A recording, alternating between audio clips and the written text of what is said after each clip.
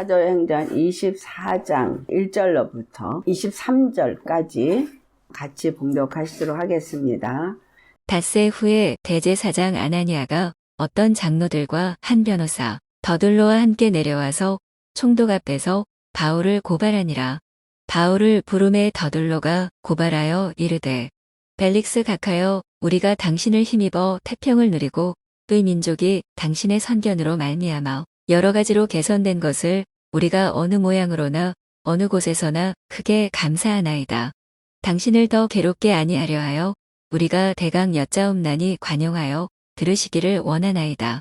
우리가 보니 이 사람은 전염병 같은 자라. 천하에 흩어진 유대인을 다 소유하게 하는 자요 나사렛 이단의 우두머리라. 그가 또 성전을 더럽게 하려 함으로 우리가 잡았사오니 당신이 친히 그를 신문하시면 우리가 고발하는 이 모든 일을 아실 수 있나이다 하니 유대인들도 이에 참가하여 이 말이 옳다 주장하니라. 총독이 바울에게 머리로 표시하여 말하라 하니 그가 대답하되 당신이 여러 해 전부터 이 민족의 재판장 된 것을 내가 알고 내 사건에 대하여 기꺼이 변명하나이다. 당신이 아실 수 있는 바와 같이 내가 예루살렘에 예배하러 올라간 지 열이틀밖에 안 되었고 그들은 내가 성전에서 누구와 변론하는 것이나 회당 또는 시중에서 무리를 소동하게 하는 것을 보지 못하였으니 이제 나를 고발하는 모든 일에 대하여 그들이 능히 당신 앞에 내세울 것이 없나이다. 그러나 이것을 당신께 고백하리이다. 나는 그들이 이단이라 하는 도를 따라 조상의 하나님을 섬기고 율법과 선지자들의 글에 기록된 것을 다 믿으며 그들이 기다리는 바 하나님께 향한 소망을 나도 가졌으되 곧 의인과 악인의 부활이 있으리라 함이니이다. 이것으로 말미암아 나도 하나님과 사람에 대하여 항상 양심에 거리낌이 없기를 힘쓰나이다.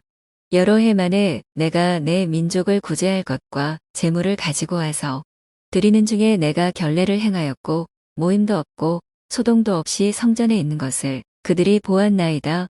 그러나 아시아로부터 온 어떤 유대인들이 있었으니 그들이 만일 나를 반대할 사건이 있으면 마땅히 당신 앞에 와서 고발하였을 것이요. 그렇지 않으면 이 사람들이 내가 공회 앞에 섰을 때에 무슨 옳지 않은 것을 보았는가 말하라 하소서.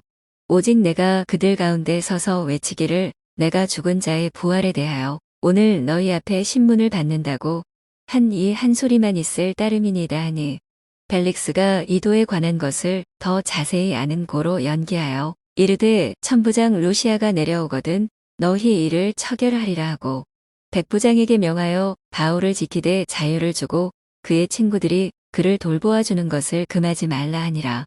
오늘 말씀은 유대인의 고소라는 제목으로 말씀을 나누도록 하겠습니다. 대제사장 아나니아와 장로들과 유대인들이 많이 왔고 거기에 하나를 더해서 변호사를 데리고 왔어요. 변호사 더둘로라는 사람과 함께 와가지고 바울을 고소했습니다. 유대인의 고소를 보면서 바울의 위치를 생각하며 우리 자신을 여기서 한번 살펴보아야 하겠습니다. 욥기 1장과 2장에 나타난 사단이 하나님 앞에서 고소를 한다는 거예요. 사단은 우리를 참소하는 자입니다. 고소라고도 말하고 참소라고도 말하고 이렇게 번역된 데는 고발이라고도 말한 이것은 이가 죄인입니다 라고 말하는 거잖아요. 유대인들이 변호사까지 데려와서 바울을 향해서 이가 죄인입니다 라고 하는데 벨릭스 앞에서 재판을 하고 있는 거예요. 이는 로마 사람이고 이방 사람입니다. 이방 사람 앞에서 하나님의 민족이 고소를 하는 거예요. 벨릭스가 유대인들의 종교에 대해서 잘 알고 있지만 중요한 것은 벨릭스가 공의로 재판할 수 있는 자냐라는 거예요. 이방인에겐 공의라는 것이 무엇인지 모릅니다. 그들은 자기네 기준에 따라서 자기의 생각으로 판단할 뿐인 것이죠. 유대인에게 하나님이 공의의 재판자인 거예요. 야고보서 4장 11절과 12절에 하는 말씀이 너희가 서로 형제를 비판하면 그것은 율법을 비판하는 것이다 라고 표현하면서 오직 한 분 하나님만이 재판장이시다. 너희가 만약에 형제를 비방하면 너희들은 하나님의 법을 지키는 사람이 아니라 하나님의 법을 판단하는 자리에 앉는 거다 라고 말합니다. 하나님은 너희는 공의로 판단하라 라고 말했어요. 무엇이 공의이고 무엇이 불의인지를 판단하러 주신 것이 율법이라는 거예요. 이들이 율법을 가지고 바울을 고소를 했는데 이 고소가 하나님 앞에서 고소해야 되는 거예요.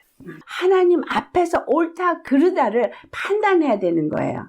그런데 이방인 앞으로 왔다라는 거예요. 고린도전서 6장에 교회 안에 이것을 판단할 만한 지혜로운 자가 없느냐라고 말합니다. 마귀는 죄를 가지고 우리를 정죄하고 참수합니다. 예수님은 십자가에서 죽으시고 부활하셔서 우리의 모든 죄를 다 도말해 버리시고 결코 정죄함이 없다는 거예요. 예수 그리스도 안에서 결코 정죄함이 없다고 말한 것을 우리가 정말 지키고 있습니까? 그걸 지키지 않으면 우리 심령이 고소를 하고 있는 거예요. 참소를 하고 있는 거예요. 재판관은 한 분 하나님인 거예요. 하나님이 우리를 판단하실 때 십자가의 공의의 판단 앞에 우리는 늘 서야 하는 거예요. 하나님의 공의의 심판은 십자가에서 우리의 죄를 다 도말해 버리셔서 예수님을 믿고 예수 그리스도 안에 있는 자에게는 결코 정죄함이 없게 하여 주셨어요. 십자가 앞에 각자가 서서 내가 죄인이냐 아니냐가 하나님의 판단을 받아야 되는 거예요. 그래서 그 피를 가지고 있는 사람은 죄인이 아닌 거예요. 하나님이 예수 그리스도 안에 믿음으로 거하는 사람에게 결코 정죄함이 없다고 말했기 때문인 거예요. 누가 나를 정죄하는 것뿐만이 아니라 내가 나를 정죄하는 것도 생각해 봐야 돼요. 내가 나를 판단하고 나를 정죄할 때 사탄이 나를 고소할 때 하나님의 공의의 재판 앞에서 내가 고소를 당하고 내가 재판을 받느냐 이걸 생각해 보셔야 합니다. 우리 생각 속에서 나 자신을 정죄하고 판단하고 다른 사람을 정죄하고 판단할 때 그 정죄와 판단이 그리스도의 십자가 앞에서 공의의 판단 앞에 있느냐라는 거예요. 너희가 판단하고 헤아림으로 너희도 판단과 헤아림을 받는다라고 말하신 것은 십자가의 공의의 심판 앞에서 행하는 것이 아니면 하나님이 악하다 하는 거기에 다 걸린다는 얘기예요. 하나님이 악하다 하는 것은 십자가의 공의 재판 앞에 있지 아니하고 내 생각과 내 의와 판단할 때 악하다는 거예요. 그래서 형제를 악하다라고 말할 때 살인의 죄를 짓는 거라고 말하는 거예요. 요한복음 8장 44절에 마귀는 처음부터 살인한 자예요. 아벨이 미워서 아벨을 쳐서 살인을 했는데 그것은 자기의 판단 속에서 마귀의 판단 속에서 판단했고 그리고 죽이는 일을 했다는 거예요. 그래서 그와 같이 내 안에서 나를 판단하는 것도 다른 사람을 판단하는 것도 십자가의 공의의 재판석 앞에서 예수님이 십자가에서 선악간에 분별케 하신 이 판단이 아닌 거는 마귀의 참소에서 오는 거예요. 다른 사람을 미워하고 다른 사람을 판단하는 거 당연한 거고 때로는 나를 향해서도 그와 같이 한다는 거예요. 이게 십자가 앞에서 하는 것이냐 아니냐를 우리가 꼭 봐야 된다는 거예요. 바울은 하나님 앞에 신실한 믿음을 가진 하나님의 사람이에요. 그러니까 예수 그리스도 안에 있는 사람이에요. 그는 율법 앞에 흠도 티도 없는 사람이 되어져 버린 거예요. 율법 앞에서 바울이 뭐래요? 나는 양심을 따라 행했다. 그들이 전염병이라고 말하는 이 예수 그리스도의 도를 따라서 내가 양심을 따라서 행했다. 이가 부활의 그것을 전하기 때문에 그것 때문에 내가 이렇게 여기에 왔다라고 자기를 변명하는 것이 율법의 어떤 것도 어긴 게 없다 이 말이에요. 그러면서 뭐라고 바울이 말해요? 내가 성전에 나아가서 문란을 일으키거나 율법을 대적하는 것을 저들이 만약에 발견을 했다면 저들이 나를 이렇게 데려와서 참소를 하겠지만 아시아에서 온 어떤 사람이 한 말에 저들이 이와 같이 소동을 했다. 누군가의 말을 듣고 말을 전해서 누군가를 흔들어 요동하고 그 사람으로 하여금 하나님의 십자가의 공의의 판단 앞에 서지 아니하고 사람의 판단 속에 들어가게 한 것이 죄라는 거예요. 그러니까 그들 속에서 사단이 역사하는 거예요. 그 아시아에서는 어떤 사람들, 그들도 자기네들이 가진 분노를 가지고 이 예루살렘에 있는 사람을 소동케 하고 그들에게 분을 일으키게 하는 소동을 일으킨 거예요. 이 소동을 일으키고 이 다툼을 일으키게 하는 건 100% 마귀인 거죠. 이 아시아에 온 사람들도 마귀에게 쓰임을 받아서 참소하고 소동하고 분란이 일어나게 한 자인 거예요. 공의의 재판장이신 하나님 앞에 가져가서 이 사람이 어떻게 행했는가를 잘 살펴보아서 율법의 결격사유가 있는가 없는가 하나님의 영의 인도함을 따라서 판단했어야 돼요. 같은 일이 어디에서 일어났어요? 예수 그리스도. 예수 그리스도가 하신 말씀들을 받아들이지 아니하고 거짓 증인을 세워서까지도 죄를 찾아내려고 한 거예요. 결격사유가 안 걸리니까 거짓 증인까지 세운 거예요. 그래서 예수님을 결국 십자가에 못 박게 함으로써 자기의 의를 나타내고 율법 앞에서 이것이 옳다라고 했는지는 모르지만 자기의 생각과 자기의 욕심과 탐심으로 예수 그리스도를 십자가에 못 박는 정죄를 한 겁니다. 바울이 처한 거나 똑같다라는 거예요. 그들 안에서 역사한 비난과 고소는 사단에 의한 고소요, 참소죠. 하나님의 율법을 가졌다는 제사장이 하나님의 말씀을 가지고 하나님의 백성들을 이끈다는 장로들이 그 자리에 함께한 유대인들이 이구동성으로 저가 죄인이다 라고 하는데 이들 앞에는 예수님의 십자가의 공의가 없더라는 거예요. 그래서 우리는 이와 같은 모습을 보면서 뭘 생각해야 되냐면 내가 나를 판단하건 내가 다른 사람을 판단하건 하나님의 공의의 그 재판 앞에 서서 판단한 것이냐 아니냐를 생각해야 되는 거예요. 바울은 자기의 생명도 아끼지 아니하고 하나님의 뜻을 이루기 위해서 하나님의 성령이 그를 이끌어서 예루살렘에 보내어서 예루살렘에 온 자예요. 이들은 바울을 참소하고 고소하는 건 누구를 고소하고 참소하는 거예요? 그들이 너희를 비판하는 것은 나를 비판하는 것이고 너희를 미워하는 것은 나를 미워하는 거다. 이 말씀을 기억하셔야 돼요. 예수 그리스도 안에 있는 사람을 그가 정말 하나님의 영의 이끌림을 받아서 잘하고 있는 사람을 내가 만약에 내 임의로 판단한다면 나는 성령을 판단하고 하나님을 대적하는 자가 된다라는 거예요. 마귀에게 쓰임받는 자가 된다라는 거예요. 성령님이 내게 임하셔서 나를 믿음으로 이끌고 있어요. 근데 누군가가 요동하는 어떤 말에 의해서 나를 흔들어 버려가지고 은혜와 모든 것을 잃어버리게 하는 역사가 일어나는 거예요. 목사님 설교 들으면서 은혜가 충만해서 살아있다가 어떤 말 한마디에 완전히 무너져버리고 흔들어지는 거, 이거 누가 하는 거예요? 마귀가 한 거죠. 마귀가 하는 일에 입술로 쓰임받은 사람도 회개해야 되지만 그것을 받아들여서 그것에 속아서 넘어진 사람도 회개해야 될 거예요. 마귀는 거짓을 말할 때 이것이 마치 진짜인 것처럼 말하는 거예요. 우리 안에 진짜인 것처럼 말해서 내가 속고 또한 다른 사람에게도 진짜인 것처럼 말해서 속는 거예요. 이들이 와서 벨릭스 앞에서 흩어진 유대인들을 소요하게 하는 자라고 나사렛 이단의 우두머리라고 마치 진짜인 것처럼 바울을 가지고 얘기하는데 바울은 다니면서 유대인은 소유한 적이 단 한 번도 없었어요. 소유하게 한 건 유대인들이었지 바울은 단 한 번도 소유케 한 적이 없어요. 다만 복음을 전했을 뿐인 거예요. 예루살렘에서 바리새인들과 사두개인들이 다투고 소요가 일어난 것도 자기네들이 다투고 소유케 한 것이지 바울의 소유케 한 건 아니죠. 바울은 다만 내가 부활 때문에 신문을 받노라라고 얘기를 하는 거예요. 내가 하나님께 향한 소망을 가지고 부활에 대해서 말했을 뿐이다 라고 말을 하는 거예요. 부활도 의인과 악인의 부활의 차이를 얘기했을 뿐이다. 뭐가 의고 뭐가 불의인지를 말했을 뿐이다 라고 말합니다. 이들은 자기의 것들을 주장하기 위해서 변호사까지 데리고 와서 주장했어요. 그러니까 모든 면에서 바울이 불리해요.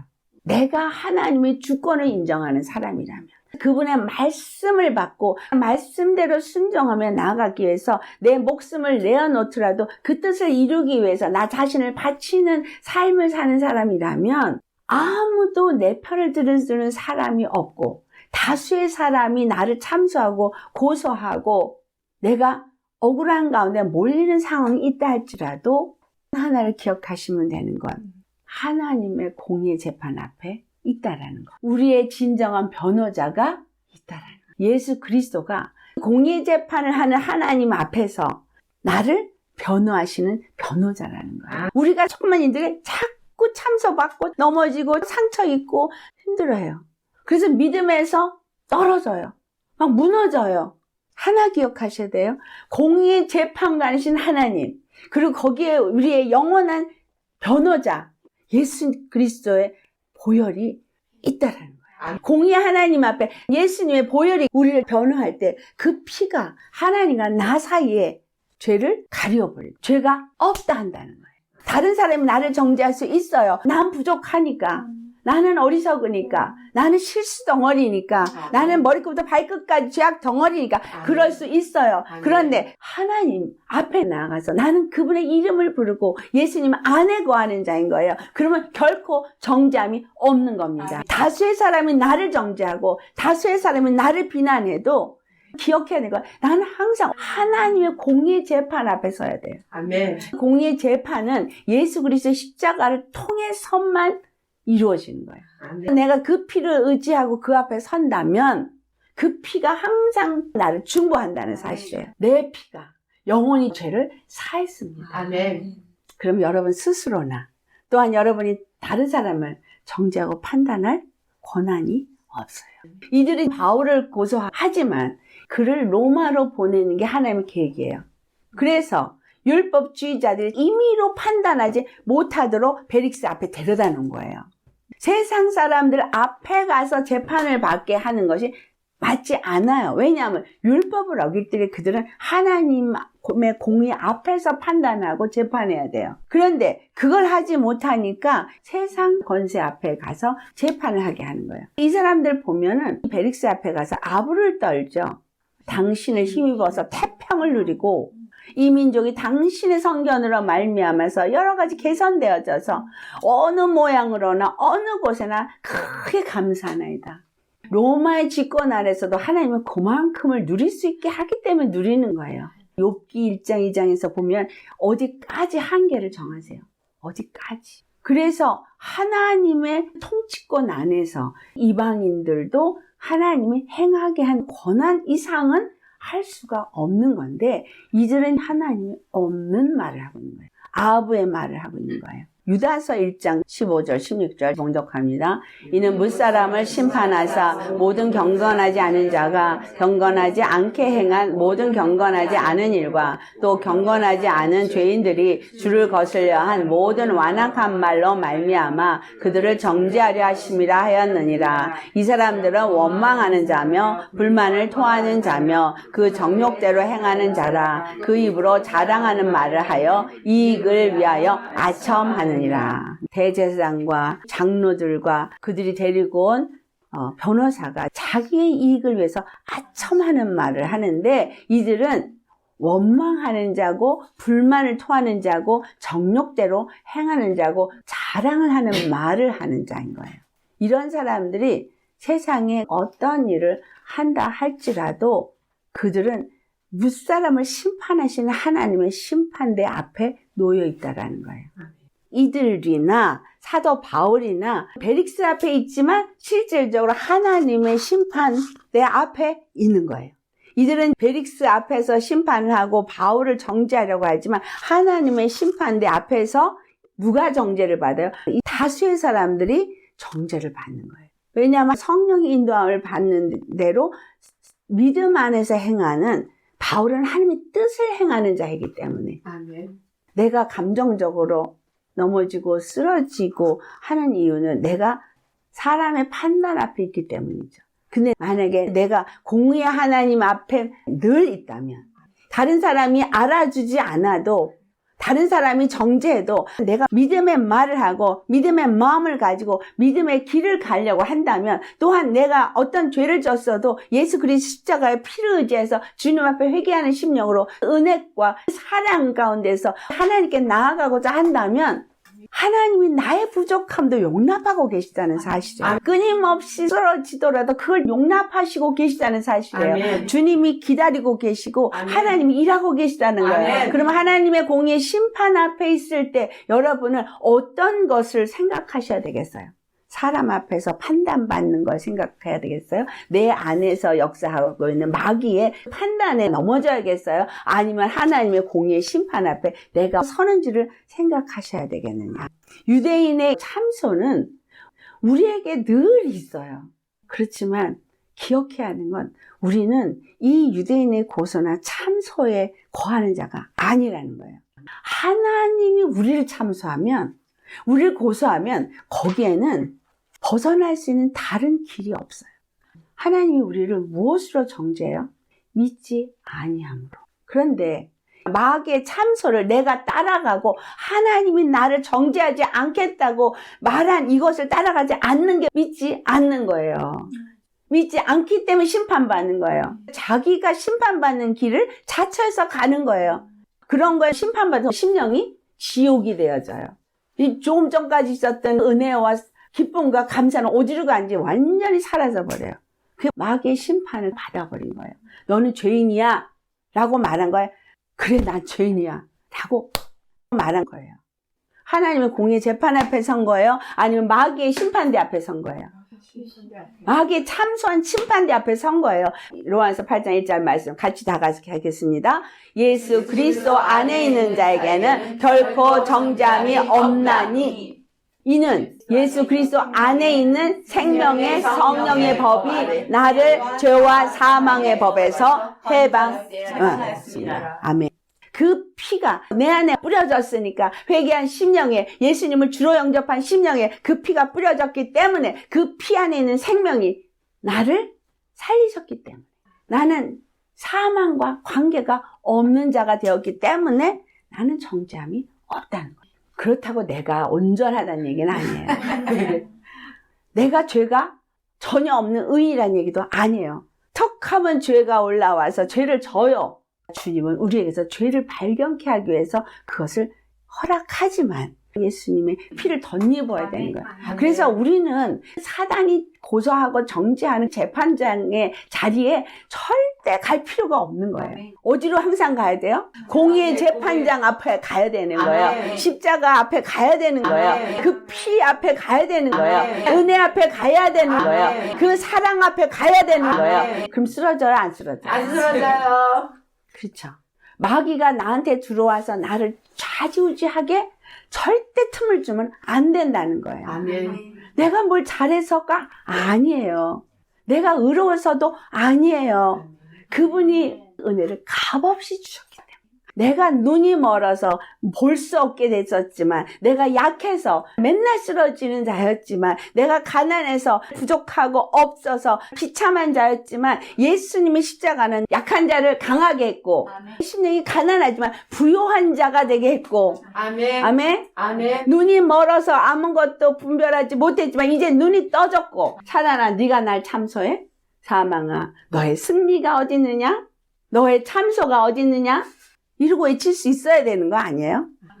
나는 예수 그리스도 안에서 은혜 입은 자니까 아멘. 이거 외칠 수 있는 자가 되어야 되는 거예요. 여러분한테서 죄가 올라와도, 순간에 나를 속이는 일이 있어도 십자가의 공의로 이른 심판대 앞에 가면 되는 거예요. 그 앞에 가서 모든 죄를 씻기신 예수님의 은혜를 내가 받으면 되는 거예요. 히브리서 10장 19절에서 21절 말씀에 그 앞에 우리는 예수 그리스도의 피를 힘입어 담대히 나아가는 거예요. 우리는 하나님 앞에 나아갈 때, 공의의 심판자 자리에 앞에 나아갈 때 우리는 당당하게 나아갈 수 있어요. 그 피를 의지하기 때문에. 나의 어떤 행위의 온전함을 갖고 나아갈 수 있는 건 없어요. 우리는 하나님 앞에 갈 때 오직 예수님의 피, 너는 정죄함이 없어. 그 약속하신 그 피, 그걸 입고 담대하게 나아가야 되는데, 가다가 뭔 일만 있으면 내가 이렇게 죄인이야. 나는 왜 이런 거야 하고 무너져 버려. 조금 전에 할렐루야 했더니 어디 갔는지 없고. 이게 마귀의 계략이에요. 끊임없이 속이는 거야. 그들은 유대인에게만 구원이 있다고 했는데 바울이 이방인에게도 구원이 있다고 하니까 바울 참소할 수 있어요. 정죄할 수 있어요. 하지만 공의 재판관 앞에 가면 예수 그리스도의 십자가의 피는 모든 자에게 동일하게 주신 은혜라는 거. 유대인에게만 준 것이 아니라는 거를 할 때 바울은 무죄라고 되어지는 거예요. 내가 예수 그리스도의 피를 힘입는 믿음의 삶을 살고 있느냐 아니냐를 매 순간 돌아보셔야 하는 거예요. 다수의 사람이 100명이 아니라 10,000명이 나를 참소하고 나를 변호할 자가 아무도 이 세상에 없어도 나의 변호자는 하나님의 공의의 재판소인 보좌 앞에 늘 있다는 거예요. 영원히 있다는 거예요. 그러니까 나를 보게 하는 건 마귀예요. 나를 참소하는 건 마귀예요. 나를 정죄하는 것도 마귀예요. 결코 정죄함이 없다 그랬는데 그 이유가 예수 안에 있는 생명의 성령의 법이 죄와 사망에서 나를 해방하셨어요. 예수 그리스도 안에 생명의 성령의 법이 나를 해방했기 때문에 나는 예수 그리스도 안에 있어야 되는 거죠. 그러니까 예수 그리스도 안에 있는 자는 결코 정죄함이 없는 거예요. 아멘. 내가 이 땅에서 혹 그렇게 해서 죽임을 당한다 할지라도 나는 다시 살고 나는 예수님의 피가 하나님 앞에 신원해 주시기 때문에 그 피로 말미암아서 내가 예수님 앞에 갈 때 죄 없어. 너는 오른쪽으로. 유대인들이 바울을 정죄하는 것처럼 이 시대는 우리를 정죄합니다. 이 시대는 우리를 정죄해요. 이 시대는 우리를 용납하지 않아요. 예수님을 정죄해서 죽인 자들은 똑같이 우리를 정죄하고 죽이려고 하고 있어요. 그리고 우리는 근본이 죄인인지라 죄는 어차피 올라오게 돼 있어요. 이 땅을 사는 동안에 끝까지 죄는 올라와요. 각 사람에게 약한 부분이 다 다르겠지만 틈만 나면 죄는 올라오려고 하고 있어요. 말씀과 기도의 삶을 살지 않으면 그 죄는 순간에 올라옵니다. 죄가 순간에 올라와서 나를 덮어버린 순간에는 이전의 은혜가 다 없어져요. 그렇다고 은혜가 없어진 건 아니에요. 내가 사단에게 잡혀버렸기 때문에 입혀준 옷이 벗겨진 거예요. 내가 사단의 쏙살거림을 용납해버렸기 때문에 사단의 그 거짓말을 용납해버렸기 때문에 내 죄를 덮어버렸던 그 의의 옷이 벗겨진 거예요. 예수님이 보혈이 내 죄를 사해줬기 때문에 나는 그걸 믿기 때문에 나는 그분을 의지하기 때문에 나는 예수님 안에서 정죄함이 없어. 여러분 잊지 마세요. 우리에게 있는 재판관은 한 분 하나님이에요. 한 분 하나님의 공의의 재판에서 공의는 우리에게 어떤 걸 요구하냐? 믿으면 천국, 믿지 않으면 지옥. 예수 그리스도의 피를 힘입었느냐 아니냐 하나예요. 그 피로 나았느냐 아니냐예요. 그 피로 내가 세례받고 그 피로 거듭난 자면 생명의 성령의 법으로 지배를 받으셔야 돼요. 아멘. 우리를 잠에서 깨게 하는 거예요. 죄의 사람이라는 걸 잊어버리고 은혜 속에서 충만한데 너 죄의 사람이잖아. 그래서 이걸 또 기억하게 하는 거야. 이사야서 43장 18절 옛적 일은 기억하지도 말고 생각하지도 말라. 이렇게 가다 보면 생각이 올라와요. 올라오면 옛날에 있었던 일이야. 이 감정이 있었어. 이때에 내가 이랬어. 인정하세요. 근데 이거 이제 끝났어. 십자가 앞에 가서 던져버려야 되는 거예요. 그게 올라올 때마다 회개하라는 얘기는 피를 뿌리라는 얘기거든. 사단이 나를 정죄하려고 기억하게 하는 거예요. 이런 죄 졌잖아? 그때 가졌던 분노, 그때 가졌던 미움, 그때 가졌던 마음을 다 다시 올리는 거예요. 그래서 다시 분노하게 하고, 다시 미워하게 하고, 다시 정죄하게 하려고 하는 거예요. 근데 주님 그거 허락해요. 왜? 내가 이 모든 걸 사했다는 걸 기억하라는 거예요. 피를 뿌리라는 거예요. 아멘. 회개는 피 뿌리는 거예요. 아멘. 그리고 심령에 할례를 받아라. 나를 정죄하기 위해서 너 이런 죄 졌으니까 회개해. 이게 아니라는 거예요. 아멘. 공의의 재판관 되신 그분의 십자가 앞에 우리는 서야 돼요. 그랬어.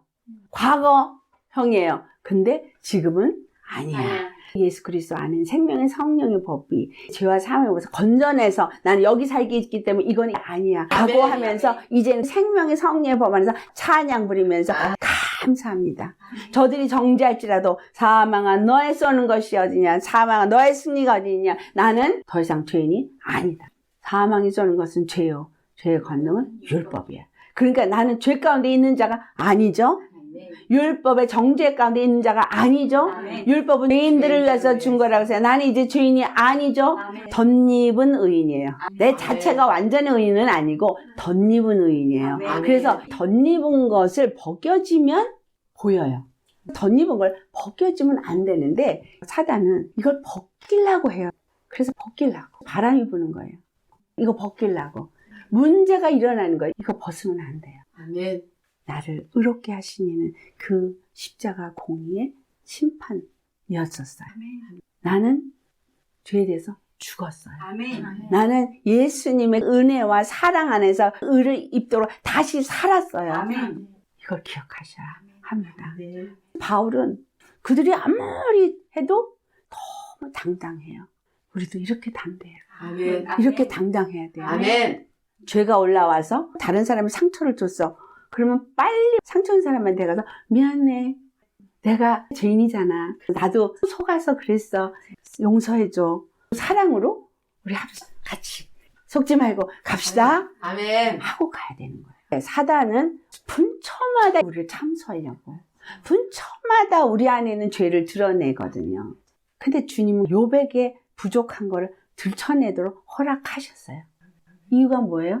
그를 온전케 하기 위해서. 이미 그를 용서했지만 기억 속에 잡혀있는 것들이 있거든요. 쓴뿌리가 있거든요. 그거를 뽑아내려니까 허락하시는 거예요. 그게 드러나도록 허락하는 거고 그것이 기억나도록 허락하는 거예요. 하지만 모든 것을 어디로 가져가야 돼요? 공의의 심판자 되신 하나님 앞에 갖고 가야 돼요. 그러면 거기에서는 나는 용서, 옛사람은 죽었어요.